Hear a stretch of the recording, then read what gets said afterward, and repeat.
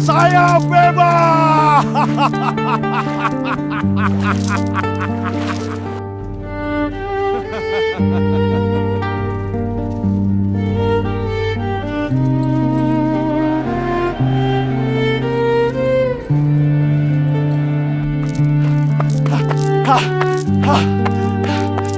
Jangan bunuh aku. Assalamualaikum warahmatullahi wabarakatuh. Dalam video ini kita akan menelusuri kisah Dajjal berdasarkan hadis-hadis sahih dari kelahirannya, kemunculannya, hingga kematiannya di tangan Nabi Isa alaihi salam. Bukan untuk menakut-nakuti, tetapi untuk mengingatkan. Karena yang paling berbahaya bukanlah kejahatan yang terlihat jahat, melainkan kebatilan yang tampak seperti kebenar. Sejak awal penciptaan manusia, Allah tidak pernah membiarkan kebenaran tanpa ujian. Setiap generasi diuji dengan caranya sendiri. Namun Nabi Muhammad SAW memperingatkan satu ujian yang paling besar, paling berbahaya, dan paling menyesatkan. Beliau bersabda, "Tidak ada fitnah yang lebih besar sejak penciptaan Nabi Adam hingga hari kiamat selain fitnah Dajjal." Hadits riwayat Muslim. Ini bukan kisah dongeng, bukan legenda.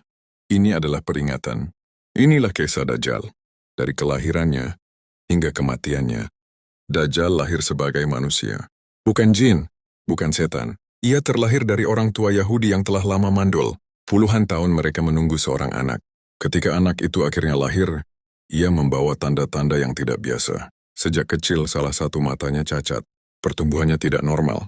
Namun kecerdasannya tajam, disertai sifat licik dan ambisi besar. Nama ayah dan ibunya tidak pernah disebutkan dalam hadis sahih. Islam tidak membangun keyakinan di atas spekulasi. Yang penting bukan siapa orang tuanya, tetapi siapa dia kelak. Suatu hari, para sahabat Nabi mengalami peristiwa aneh. Mereka terdampar di sebuah pulau terpencil di tengah lautan. Di pulau itu mereka bertemu makhluk berbulu lebat bernama Jassasah. Makhluk itu membawa mereka ke sebuah bangunan tua. Di dalamnya duduk seorang laki-laki bertubuh besar, terikat dengan rantai besi dari tangan hingga kaki. Laki-laki itu bertanya tentang dunia, tentang danau, tentang Nabi terakhir. Lalu ia berkata, "Aku adalah Al-Masih." Siapa kau?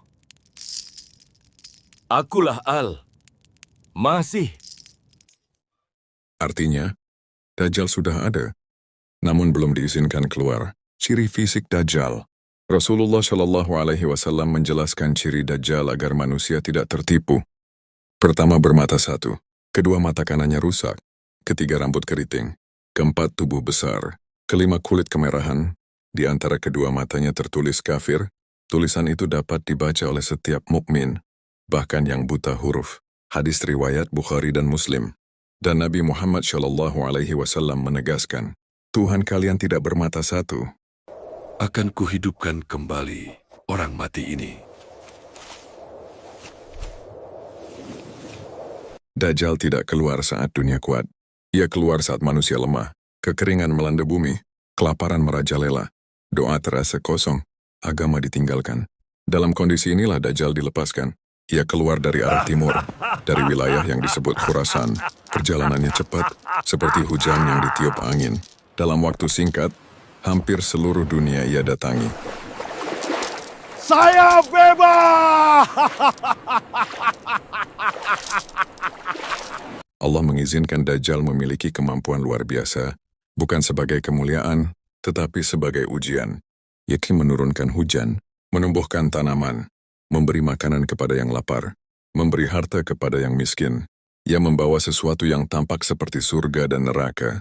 Namun Nabi SAW bersabda, neraka Dajjal adalah surga dan surganya adalah neraka. Kemudian Dajjal mengucapkan kebohongan terbesar. Ia mengaku sebagai Tuhan. Aku akan membuatmu tunduk padaku. Akulah Tuhanmu. Tunduk padaku.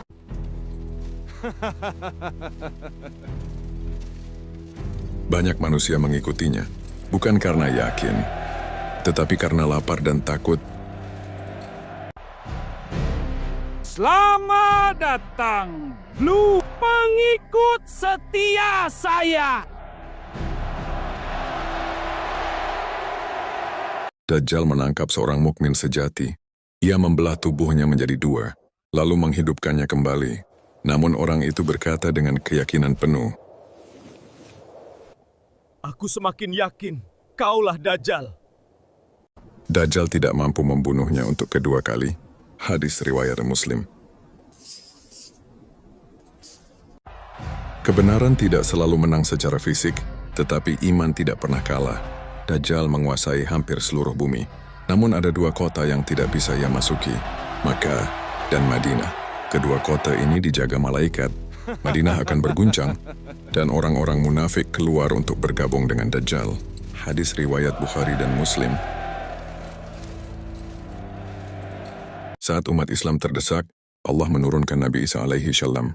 Beliau turun di Menara Putih Damaskus, mengenakan pakaian putih, rambutnya basah seolah baru mandi.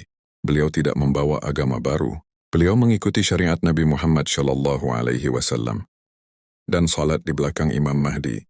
Hadis riwayat Muslim. Melihat Nabi Isa alaihi salam, Dajjal melarikan diri. Jangan bunuh aku. Di Bablut, Palestina, Jangan Nabi Isa bunuh alaihi aku. salam mengejarnya. Dajjal mencair seperti garam terkena air, dan Nabi Isa alaihi salam membunuhnya. Fitnah terbesar dalam sejarah manusia pun berakhir. Dajjal bukan sekadar tokoh akhir zaman. Ia adalah peringatan bahwa kebohongan bisa tampak menolong dan kebenaran kadang terasa berat. Rasulullah Shallallahu Alaihi Wasallam mengajarkan perlindungan, membaca surah Al-Kahfi, dan memohon perlindungan dari fitnah Dajjal dalam setiap salat. Karena yang menyelamatkan manusia bukan kekuatan, bukan harta, melainkan iman. الحمد لله الذي أنزل على عبده الكتاب ولم يجعل له عوجا قيما لينذر بأسا شديدا من لدنه